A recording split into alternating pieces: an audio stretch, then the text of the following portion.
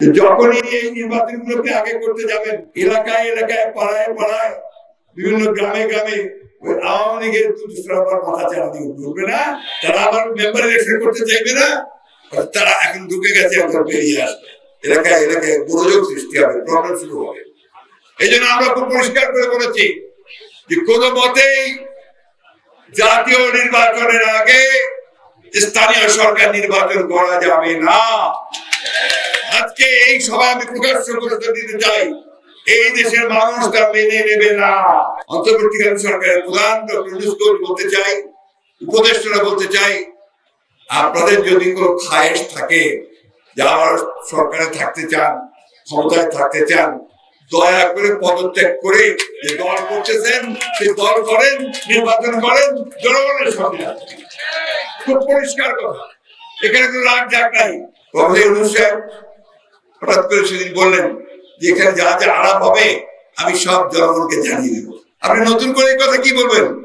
আমরা তো যা যা করছি সব প্রকাশ্যেই করছি, প্রত্যেকটা কথা আমরা জনগণকে জানাই, জনগণের কথা নিয়ে আমরা আসি। জনগণের ভয় আমাদেরকে দেখাবেন না, কারণ আমরা জনগণের সঙ্গে চলি, জনগণ আমাদের সঙ্গে। কি ভাই আছেন না আপনারা? বাংলাদেশের জনগণের প্রতিনিধিত্ব কে করে? বিএনপি করে, তাই না? ক্ষমতায় থাকতে চান, নির্বাচন করেন, ইস্তফা দেন, গিয়ে নির্বাচন করে পার্টি করে। আমরা স্বাগত জানাই। নতুন দল করবেন, আমরা খুব খুশি, কিন্তু সেই নতুন দল কিন্তু ক্ষমতায় বসে করা যাবে না, বাইরে গিয়ে করতে হবে। আপনারা কয়েকদিন আগে দেখেছেন আয়নাঘর, দেখেছেন টেলিভিশন, দেখেছেন না আপনারা? আয়নাঘর সবাই দেখেছেন তো না? কারা করেছিল সেটা?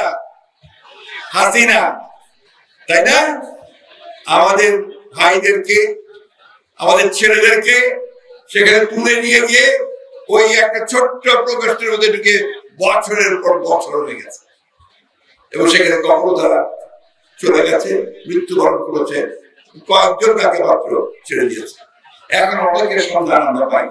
একটা রাজনৈতিক দল, গণতান্ত্রিক দল, পৃথিবীর ইতিহাসে এর নমুনা আছে কিনা আমি জানি না, যে যাদের কর্মীদের বিরুদ্ধে 60,000, দুঃখিত